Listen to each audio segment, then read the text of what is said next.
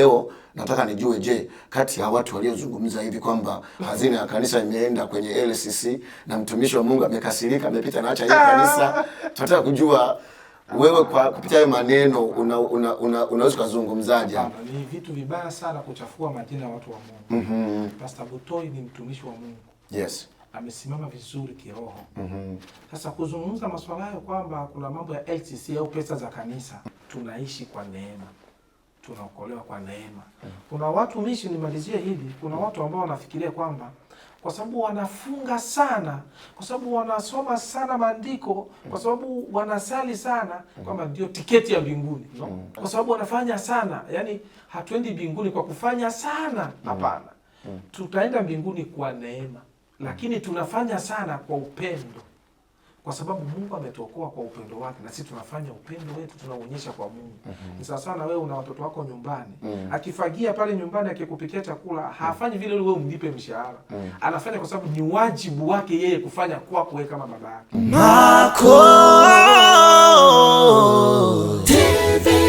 Mpako TV tumeweza kutembelea sehemu moja ambako ni kwa mtumishi mmoja, kanisa ambalo limeweza kufunguliwa katika kipindi ambacho kimepita, ambaye mnamsikia ni Jean B toka Mpako TV, tukiwa na mtumishi wa Mungu, lakini ambaye sio baba yako, huwezi kumtaja jina.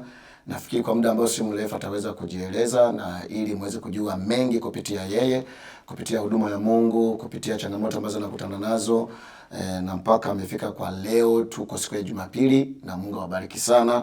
Ngoja tuweze kuongea naye. Karibu mtumishi wa Mungu. Bwana Yesu asifiwe. Amina, amina. Tunakuona umependeza sana mtumishi wa Mungu. Asante sana, utukufu kwa Mungu. Amina. Kwa watu ambao hawakufahamu wewe ni nani? Naitwa Alex Dominic. Wengine wananiita mchungaji Alex Dominic, mpakwa mafuta. Mpakwa mafuta. Kama mliweza kumsikia ni Dominic Alex mpakwa mafuta. Niseme hilo ndio jina lake. Kwa watu ambao hawaelewi ni mtumishi wa Mungu wa kanisa gani? Kanisa letu linaitwa Divine Grace Church, kanisa la neema ya Mungu. Neema ya Mungu. Ndo maana ya Divine Grace Church. Divine Grace Church. Yeah. Yes. Kwa watu ambao hawajui hili kanisa, unaweza kusema address hili hata kwa kesho? Address yetu ni 2717 West Road, East Lansing, Michigan, hapa Marekani. Tumefanya hivi kwa sababu walio wengi huaga wakiangalia kipindi hawakimalizi, wanaishia katikati. Tumependa wajue address mapema na mchungaji mtumishi wa Mungu anapatikana wapi. Tumeweza kutembelea kwa siku ya leo, na kama nilivyosema hapo nyuma kidogo, uliweza kufanya uzinduzi wa kanisa. Ni kitu gani kilikufanya ufanye uzinduzi wa kanisa? Unajua kila kitu lazima kiwe na jiwe la msingi. Jiwe la msingi lazima liwepo. Kanisa lipo miaka 2000 iliyopita. Kanisa lipo baada ya Bwana Yesu kwenda, alituachia kanisa. Na kanisa lipo. Kwa hiyo tunachokifanya tu ni kuweka jiwe la msingi tu, lakini kanisa lipo zamani. Tuliokolewa zamani sana. Na mwezi wa pili uliopita tarehe 21 mwaka 2026 tulikuwa na uzinduzi wa hilo jiwe mpya ambalo ni Divine Grace Church. Amen. Tuliweza kuona uliwekewa wakfu. Na walikuwepo baadhi ya watumishi ambao ni watumishi vigogo kweli, walikuwepo tena wengi, na kanisa lilikuwa limejaa. Wewe ulipokeaje ule upako mafuta wako? Kwa sababu ndio mara yangu ya kwanza, nilifurahi sana. Mwanzoni niliogopa kabisa, nilitetemeka, maana kulikuwa na watu wakubwa pale. Tulikuwa na Pastor Sokolo Mchowe alikuwa pale. Tulikuwa na Pastor Mikumba ndio aliniwekea mikono. Tulikuwa na Mama Ana, tulikuwa na Pastor Sam, tulikuwa na Pastor Peter kutoka Ohio, Pastor Akram, yani walikuwa wengi, yani wengine mpaka nasahau majina. Lakini kwa uwepo wao, kuwepo mahali pale na kuja kuniwekea mkono, kwa kweli ilikuwa baraka sana. Nilisikia furaha na uwepo wa Mungu kwa kweli. Sawa kabisa. Na uliuonaje mkutano kwa mtazamo wako, na vile ambavyo ulikuwa umetegemea na jinsi ambavyo ulikuwa umejiandaa? Kuna utofauti wote ambao unaweza kueleza kwamba mimi hapa naweza nikasema kweli haya yalienda tofauti na vile nilipanga, au ulionaje mkutano? Kiukweli mkutano ulikuwa mzuri sana kabisa. Watu walikuja wengi. Unajua Matumaini yangu yalikuwa kwamba watakuwa wengi kiasi kile na zaidi ya pale. Kwa nini nasema hivyo? Kujulikana pia ni kitu kizuri.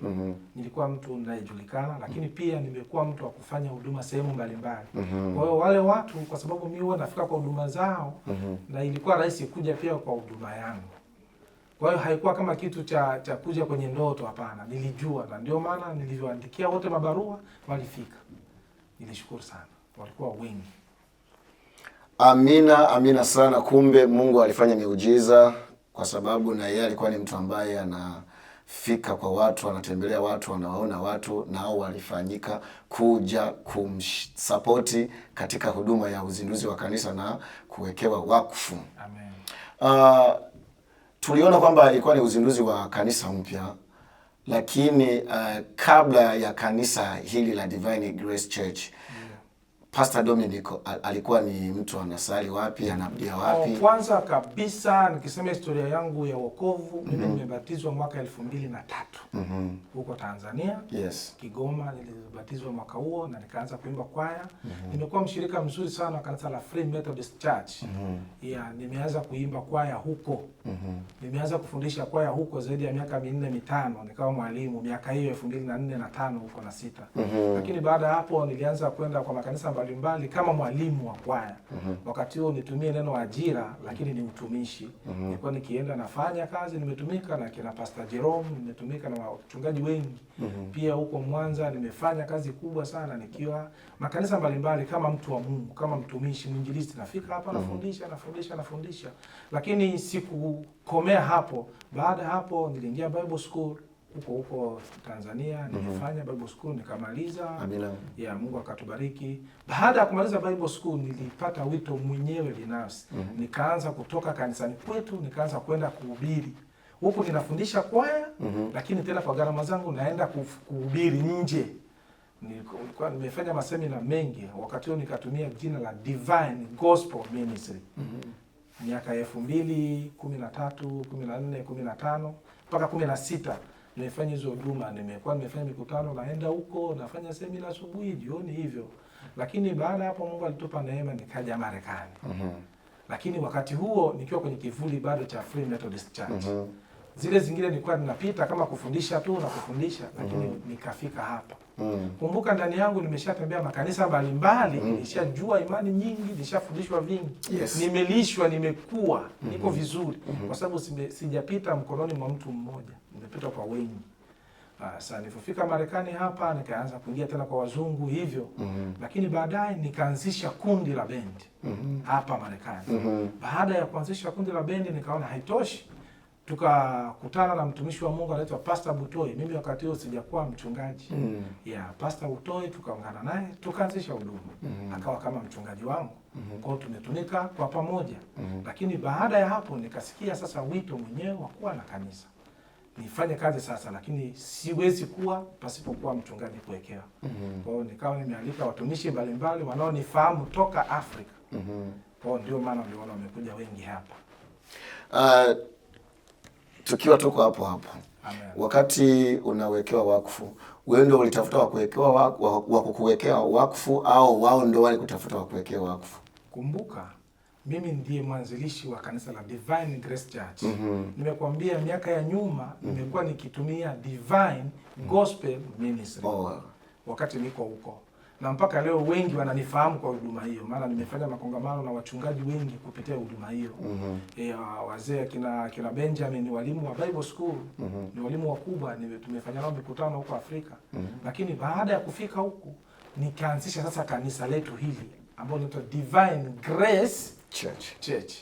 Kwa hiyo wale watumishi wanaonifahamu akina Pastor Peter niliwaalika waje kwamba nimeanzisha sasa huduma rasmi. Kwa hiyo mje sasa mniwekea nini? Mikono. Mimi ndo niliwaalika waje sasa waniwekea mikono. Nikimaanisha uwezi ukawekewa mikono kama wale watu hawakujui na wakufahamu. Lazima wakatae, lazima wakatae. Lakini kwa uzuri wa Mungu na kwa neema ambayo Mungu ameniwekea, wale watu wananijua na wananifahamu. Nimekutajia kina Pastor Sukuru Mkiobwe. Na Sukuru Mkiobwe aliwahi kufika hapa mara ya pili sasa. Mara ya kwanza alifika hapa wakati nazindua bendi. nilimuita mchungaji Sokolo Mkioboko, anaomfahamu, alikuwa msimamizi wa kanisa la Free Methodist kule Kigoma. So ni mtu mkubwa sana, ni askofu. Lakini alifika hapa akaniwekea bendi yetu sisi, akaiwekea mikono. Unaona kitu kama hicho? Amina. Wakati sana nataka kufanya huduma ya kanisa, alikuja tena, lakini yeye hakuwa kwa wale wanaoweka mikono. Alikuwepo pale kama kushuhudia. Na kina Pastor Alex wako wengi, wachungaji wengi. Mungu akubariki sana. Hapo nina swali. Tunajiuliza kwa nini hawakukuwekea mikono halafu ndo baadaye ufungue hiyo Divine Grace Church? Sio rahisi. Kwa nini? Sheria ya kanisa la Free Methodist Church ambao nimekuwa ili uwekewe mikono uwe mtu wao. Nafikiri unanielewa vizuri. Niko na kusoma. Uwe mtu wa uwe ndani ya ile doctrine. Sasa mimi siko ndani ya doctrine ya Free Methodist. Mama yetu Ana ni mtu wa kanisa la PEFA. Ili uwekewe mikono na watu wa PEFA lazima uwe ndani ya doctrine yao, yaani uwe kama branch yao. Sasa mimi siko ndani ya branch yao. Mimi niko ndani ya wito wangu. Alafu wito wangu lazima niwekewe mikono na watu ambao tayari wamewekewa nini? Mikono. Huwezi kuhudumia ambacho huna. Kile ulichonacho ndio utamhudumia mwingine. Kwa hiyo niliita wale ambao wamekwisha kuwekewa mikono. Wako ndani ya utumishi ule, waje waniwekee mikono. Na sio hivi, wanitwanga maswali ya kutosha. Mungu akubariki sana. Sasa lakini sijapata majibu kamili ya swali langu. Nilikuwa nimeuliza kwa nini hawakukuwekea mikono au wewe hukupenda wakuwekea mikono na ndo baadaye ufungue Divine Grace Church?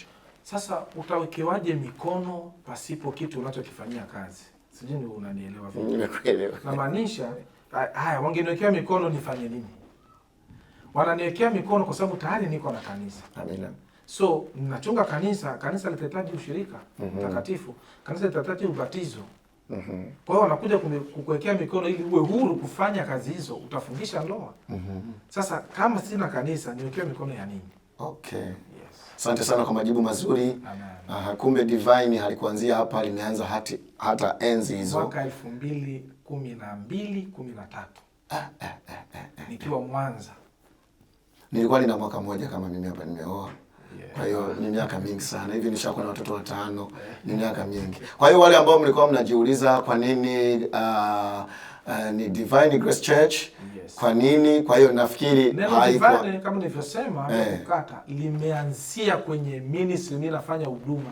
Nimeukiwa nikihubiri na kina mwinjilisti Lucy baada ya kumaliza masomo ya Biblia. Baada ya kumaliza masomo ya Biblia. So nimekuwa nikifanya, nimeenda Nyeunge, kwa watu wa Mwanza wanajua, nimeenda Nyeunge kuhubiri. Kuna sehemu zingine kule maporini majina hata sijui. Nimeenda kuhubiri. Najipeleka mwenyewe kwa mshahara wangu mimi. Wakati huo nilikuwa nafundisha kwaya la Anglican Nyamanoro pale Mwanza. So napata mshahara kanisani au posho. Wakati huo pia natumika kazi studio inaitwa David Record. Kwa mwalimu wangu pale Ilemela. So napata hela kidogo huku studio, napata hela kidogo kanisani. Zile naenda nafanya mimi. Amen. Kwa pesa yangu naenda nafanya, natafuta wainjilisti wengine nao fahamu, tunaenda kufanya huduma siku 3 tunarudi. Tumekwenda mpaka Kigoma.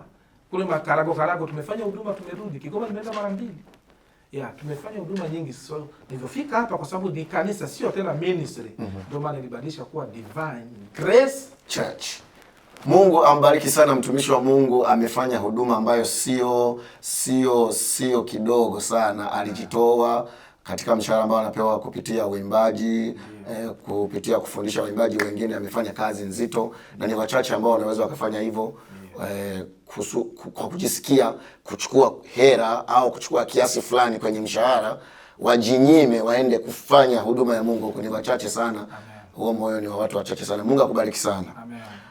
Na tunataka kujua wakati ulipotoka na Butoi, ulipofungua kanisa na Butoi, tumesikia kwamba mlifungua pamoja, mkiwa pamoja. Ni kitu gani kilikufanya umwache Butoi uje uendeleze na ule wito wako? Kumbuka nimeanza kukwambia wito nimekuwa nao tangu miaka ile. lakini sikujua kama Mungu ananipeleka kwenye utumishi huu wa kanisa kama mchungaji, hapana. Unajua kuna wakati unakuwa nimekwambia mwanzo nimeanza kuwa mwalimu wa kwaya. Nimeanza kwaya kwanza. Nimekuja kuwa mwalimu wa kwaya. Sikujua kama atakuwa mwalimu wa kwaya, nilianza kwaya. Nafundishwa naimba maflati huko, nikaanza kujifunza gita huko. Unaona? Lakini baadaye nikateuliwa kuwa mwalimu. Nimefanya kazi ya walimu, lakini baadaye hapo nimeanza kuenda sehemu zingine kufundisha, na hapo na watu wanabarikiwa. Kuna maeneo kama vile Mvugwe kote kule nimefundisha. Kuna watu wananifahamu. Hivi nikifika Mvugwe nakula mahindi vizuri. Amina. Yes, kule kote na Kigoma kule Makazura Mimba pale. Nimefundisha vizuri sana. Lakini wakati ninaanza sikujua kama itakuwa hivyo. Ina maana ni neema ya Mungu inaenda juu zaidi ya neema juu ya neema. Lakini huduma hii nimeanza kama seminar. Nilikuwa nimeanza masemina nafanya mwenyewe kama nilivyokuambia. Kuna wale watu wanasubiri waitwe. Mimi sikuwa nasubiri kuitwa. Nilikuwa najipeleka mimi. Nimejipeleka Nyeunge, nimefanya mkutano wa siku 5 mwenyewe kwa gharama zangu. Nimetoka hapo, nimeenda Kilabunda kule, nimerudi. Nimefanya Kigoma, nimerudi. Nimefika sehemu fulani Kigoma, nimefanya concert mle. Sitegemei mtu mpaka nipush. Ni Mungu tu kila alichonipa hicho anafanya. Na hii sisemi kama kiburi, hapana, namaanisha unajua ukiwa na wito bwana ni zaidi ya kiu. Wito ni zaidi ya kiu. Yaani unaweza kukubali ulale njaa lakini kile kitu kifanyike. Yes, sasa hiyo imekuwa sana kwangu na ndio maana hata kwa kanisa nilivyokuwa tumeanzisha la Butoi, huduma yangu ilikuwa pale pale. Wakati si vizuri kusema sana mtu wa Mungu, maana nimpakwa mafuta hiyo. Wakati tumeanzisha huduma na yeye, tulikuwa tunaita Agape Grace Church. Siwezitaka kuelezea sana habari za Agape Grace Church, but Agape ni upendo, Grace ni neema. Nafikiri unaelewa vizuri. Yes. Na neno la wakati tunataka kuanzisha, tulikaa nikamuuliza mwenzangu, vipi una wito gani ndani yako unasikia sana? Akasema nasikia tufundishe watu sana habari za upendo, Agape hiyo. Upendo wa Kristo. Yeah. Na mimi nikamwambia mimi wito Mungu amenipa sana tufundishe sana habari za neema. Kwa sababu wakati wa neema, so tukaweka neema na upendo. Grace, Agape na Grace Church. Yeah. Lakini wakati tunaendelea wito ukazidi kuwa mwingi zaidi. Sasa imefika wakati na mimi sasa natakiwa nisimame mimi kama mimi. Kumbuka nimeanza mwanzoni huko nilivyokuambia. Lakini wakati nilipofika nilimwambia mwenzangu wakati wangu umefika. So niliaga kanisani, sikutoroka mimi. Unajua kuna watu wale unakuta tu Jumapili haonekane tena. Jumapili nyingine haonekane. Mimi haikutokea hivyo. Nilifundisha kanisani siku hiyo vizuri na niliaga vizuri. Na nikatoka. Na kwa kuaga kwangu nilisema maneno machache sana. Nilimwambia kwamba tumekuwa na huduma hapa kwa muda mrefu na tumefanya vizuri. Lakini ndani ya huduma hiyo kuna Agape na Grace. So Agape mtu wa Mungu alipewa afundishe. So nimemwacha afanye ile kazi nzuri ambayo Mungu alimpa. Na mimi naenda kufundisha habari za neema. Kwa hiyo huduma ni ile moja. Wala hakuna vitu vya hivi hapana. Huduma ni moja kabisa. So Butoi pala anasimama anafundisha watu habari za upendo na yule mzee yuko vizuri kwa habari za upendo. Amesimama vizuri. Ni mwana maombi mzuri, ni mchungaji mzuri. Kwa hiyo anafundisha sana habari za upendo. Atafundisha vitu vingine lakini hiyo ndio base iko pale. Ni kama vile ukija hapa kwangu utafundishwa vitu vingi lakini base yetu ni neema. Kwa hiyo hapa mimi kama hujui habari za neema, fika hapa. Amina. Utafundishwa vizuri neema, utajua unaishi kwa neema. Wakati ni wakati wa neema. Bwana Yesu asifiwe sana. Amina. Sawa kabisa, tukushukuru sana. Kuna wengine waga wanatoka bila hata kusema chochote. Unabaki na maswali. Kwa nilimtukana, kuna kitu gani kimetokea?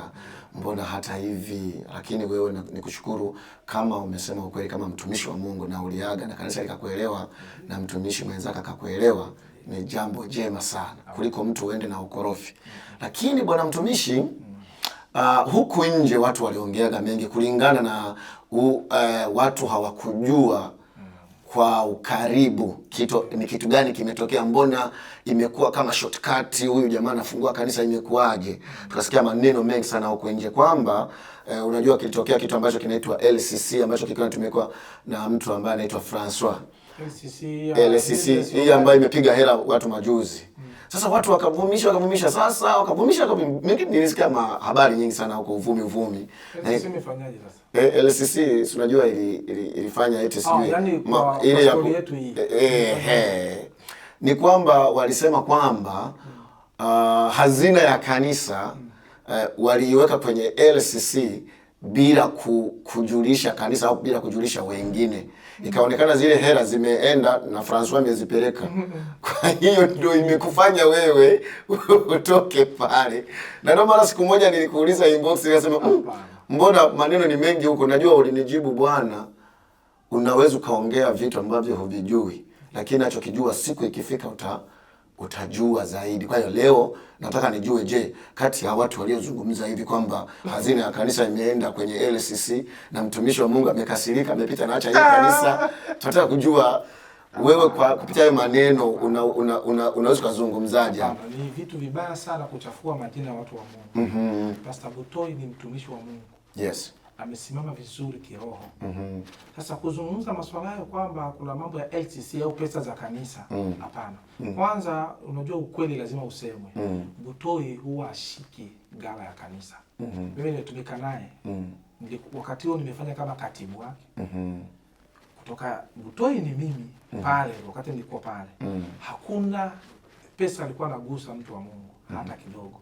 Lakini pia mchunga hazina wetu tulikuwa naye pale, mzee Eric, ni mwaminifu sana. Alafu uzuri mambo yetu huko Marekani yote yako kwa benki. Pesa ya kanisa inatoka inaingia kwa benki. Kwa hiyo ikienda kwa LCC itaonekana. Hakuna pesa iliyofanyika kwa LCC hata kidogo. Na haiwezekani kwanza.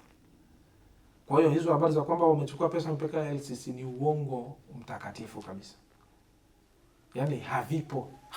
Hakuna kitu kama hicho. Amina kabisa. Hakuna cha pesa, hakuna kilichoibiwa pesa, hakuna chochote na hakuna ubaya wowote pale. Amina. Tofauti na hicho nilichokuambia ni hiyo huduma tu. Wito. Mzee Butoi ni mzee wa upendo sana. Ukitaka ufundishwe sana habari za upendo, nenda kwa mzee Butoi. Yuko vizuri. Yuko vizuri, atakufundisha vizuri. Yeye ni mtu mzuri sana pia kwa maombi. Anaomba kuliko mimi. Nimejifunza sana kuomba kutoka kwake. Amina. Kwa hiyo kusema kwamba kuna pesa, hapana, hizo habari watu ni uongo mtupu. Hapana.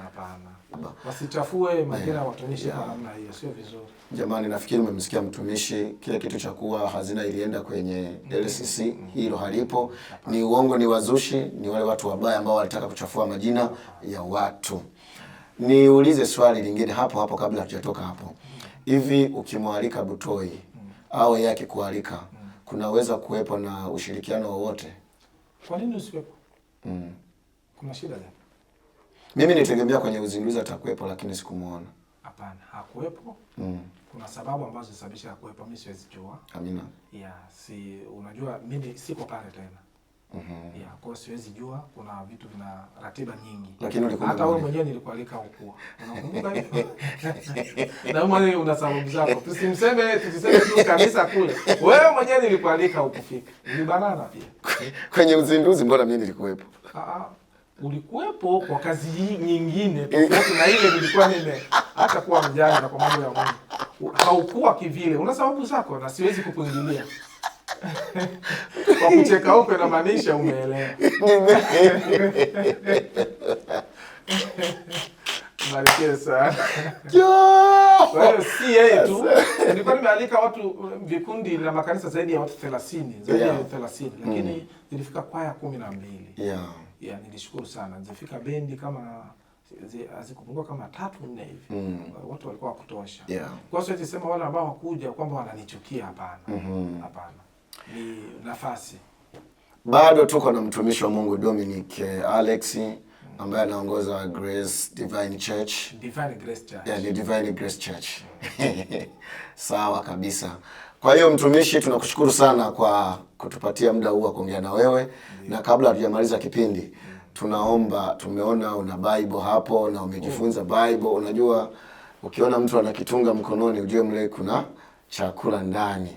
Watu wategemee nini kwa sasa? Tumesikia ni Divine Grace Church. Yes. Mpango alionao wa kukuza huduma, wa kuendeleza, ulisema ni neema. Watu wasiojua neema tuanze kukufuata ili tujue neema ni inapatikana wapi. Kwa kuwa umesema habari na Tunataka kujua baada ya hii interview watu wategemee nini? Baada ya kula chakula ambacho unacho mikononi, watu wategemee nini, wasubiri nini kutoka Divine Grace Church? Hakuna jipya. Hakuna jipya. Maneno ya Mungu wanasema ni mapya kila siku. Lakini ni yale yale. Huduma yetu imebezi sana kwenye kitabu cha Tito sura ya 2 mstari wa 11. Tito 2:11. Unaruhusu nisome kidogo? Soma mtumishi wa Mungu. Soma mtumishi wa Mungu. Inasema Tito 2:11, maana neema ya Mungu iwakoayo wanadamu wote imefunuliwa. Neema ya Mungu imefunuliwa. Wakati huu ni wakati wa neema. Kristo alikufa msalabani kwa ajili yetu sote. Na alimaliza yote. Na ndio maana ilikwisha. Kwa wakati huu ni wakati wa neema. Tunahesabiwa haki bure. Si kwa mapenzi yetu, si kwa pesa, si kwa sheria, si kwa nini. Tumeokolewa kwa neema ya Mungu. Kwa hiyo neema ya Mungu haibagui. Kama vile ndugu yetu Paulo alivyokuwa ni mtu wa hovyo kabisa. Lakini neema ya Mungu ilimfanya kuwa mzuri zaidi ya uovu wake alikuwa nao. Ya hiyo ndio neema, tuko wakati wa neema. Kama ilivyosema pia kitabu cha Yohana sura ya 1 mstari wa 17 kwamba Torati ilipewa Musa na Kristo alikuja na neema na kweli. Sasa Musa alikuja na Torati, Yesu akaja na neema. Na ni wakati wa neema, na wakati wa Kristo. Tunaishi kwa neema. Tunaokolewa kwa neema. Kuna watu nimalizie hili, kuna watu ambao wanafikiria kwamba kwa sababu wanafunga sana, kwa sababu wanasoma sana maandiko, kwa sababu wanasali sana, kwamba ndio tiketi ya mbinguni. Kwa sababu wanafanya sana, yani hatuendi mbinguni kwa kufanya sana, hapana. Tutaenda mbinguni kwa neema, lakini tunafanya sana kwa upendo. Kwa sababu Mungu ametuokoa kwa upendo wake, na sisi tunafanya upendo wetu tunaonyesha kwa Mungu. Ni sawa sana wewe una watoto wako nyumbani. Akifagia pale nyumbani akikupikia chakula, hafanyi vile wewe umlipe mshahara. Anafanya kwa sababu ni wajibu wake yeye kufanya kwako wewe kama baba yake. Na kwa sisi tunafanya sana kwa sababu ya upendo wetu kwa Mungu. Kama nilivyokuambia, ule wito ule ni yale mapenzi ya Mungu, yani kuna vitu unaona Mungu amenifanyia na nifanye nimfurahishe baba yangu. Acha nihubiri watu, nimfurahishe baba yangu. Hatufanye vile ili kwenda mbinguni. Tiketi ya mbinguni tunayo tayari. Kitendo cha wewe kumkubali Yesu tu, Kristo kuwa Bwana Mwokozi wa maisha yako, tiketi ya mbinguni unayo. Kwa tunaishi tuko na tiketi zako. Sasa kwa sababu nina tiketi, nikae tu pale airport tu hivi. Hapana, nazunguka kidogo nini? Na kula pipi hapa. Lakini najua tiketi yangu ninayo. Amina. Watu wategemee nini katika hizi siku za karibuni? Hizi karibuni leo tuko tarehe 31 kama sijasahau. Lakini next wiki ijayo tutakuwa na mkutano. Mama mwombaji atatoka Misuri, atakuwepo hapa siku 3. Tutakuwa napiga huduma ya maombi na maombezi. Kuna watu ambao wanaombewa tu online kwa simu na huyo mama. Watu wengine wanakaa masaa 24 yuko tu kwenye simu. Huyo mama atafika hapa. Ana huduma nzuri sana yule mama. Ni mwombaji. Ambao watu waje kwenye maombi waombewe. Maombi ya bagui waje waombewe. Tutakuwa na mkutano hapa Ijumaa, Jumamosi na Jumapili. Itakuwa ni tarehe gani hiyo? Itakuwa ni tarehe 5, 6 na 7 huu mwezi wa 6 mwaka 2026. Lakini zaidi ya hapo, hapa kwetu tutakuwa na masemina mbalimbali tutakuwa tukiwajulisha mbalimbali kwa habari za neema. Ndani ya neema ni kifurushi kikubwa sana.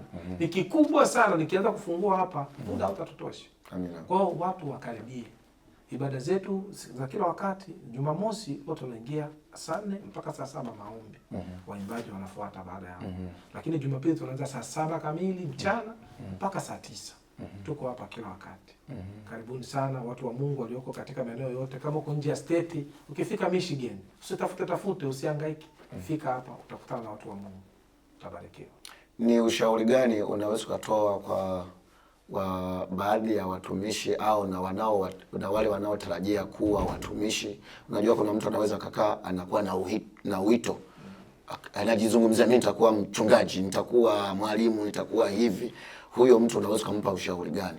Kwanza kabisa mimi ambacho naweza nikasema ni kwamba tunaweza tukashauri, lakini mshauri mkuu ni Roho Mtakatifu.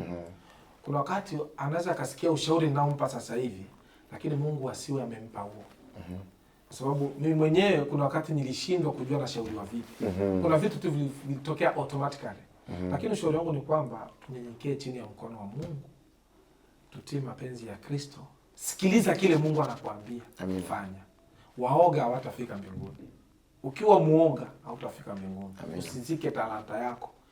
Ukiangalia wa watu ndugu, unaweza usifanye chochote unajua. Yaani ukiangalia watanionaje? Unaweza hata kuokoka mtu anaweza kashinda. Nikienda nikisema mimi naokoka watanionaje? Ukiangalia watu utachoka. Umeniletea habari za LCC. Mimi ndio mara ya kwanza kusikia. Haki ya Mungu sikuwa najua hivi.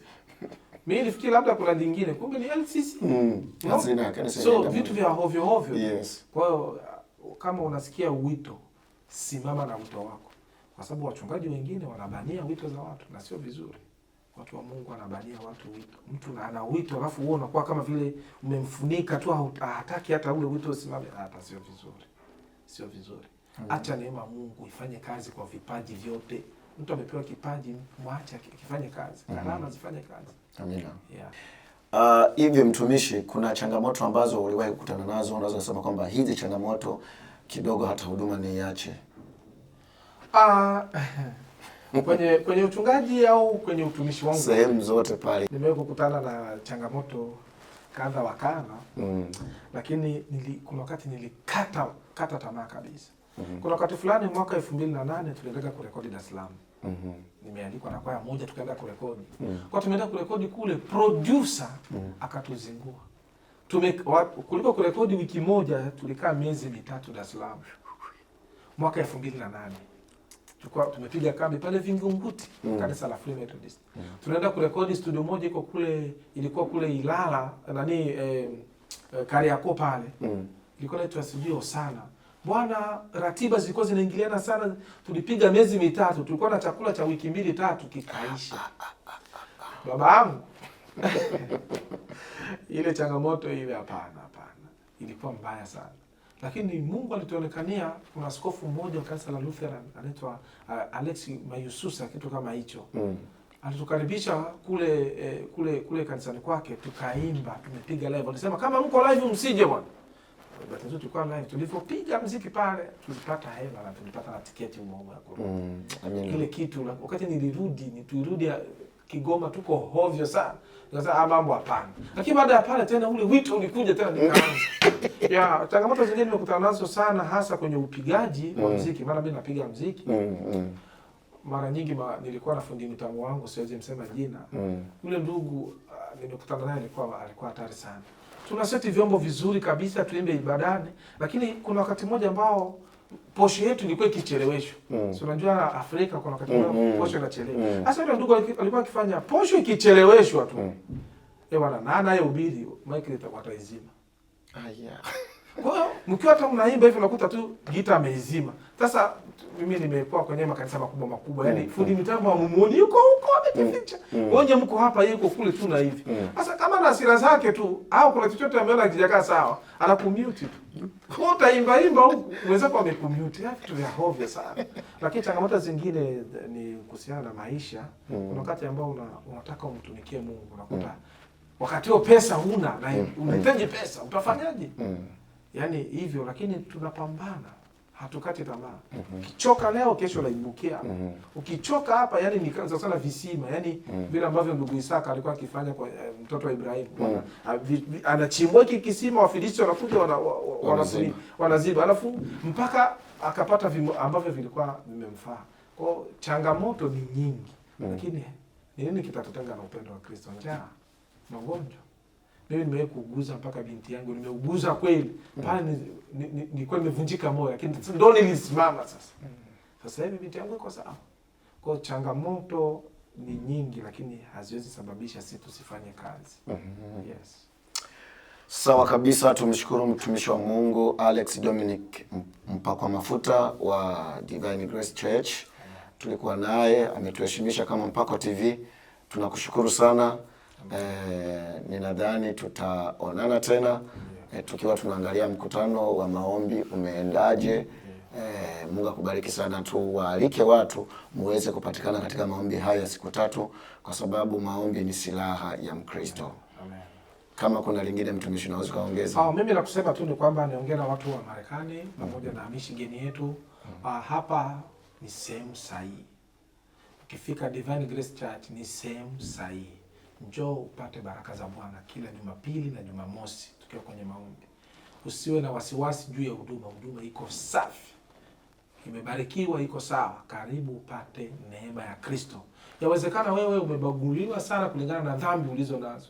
Yawezekana umebaguliwa kulingana na maisha unayoyaishi. Yawezekana umetengwa kabisa, unaona wewe ufai. Lakini yuko mmoja ambaye anakuona unafaa, ni Kristo. Kristo anajua wewe unafaa na wewe ni muhimu, alikufia msalabani. Kwa hiyo njoo kutana na neema yako iko hapa. Amina. Ujue kwa nini uko hapa. Tunaishi tu. Hatuishi bure bure. Unafikiri Mungu anakuacha uishi tu sawa sawa bure bure? Njoo kutana na neema ya Kristo. Sisi hatubagui mtu, hatubagui kabila, hatubagui chochote. Hatubagui kwa sababu uko vipi, tunajua uko katika matengenezo. Mungu atakutengeneza, utaishi sawa na neema ya Kristo. Asante sana. Karibuni sana kanisani kwetu na Mungu awabariki. Mpako TV tunaipenda. Amina. Wakati wa maombi wa uzinduzi tulikuwa nao.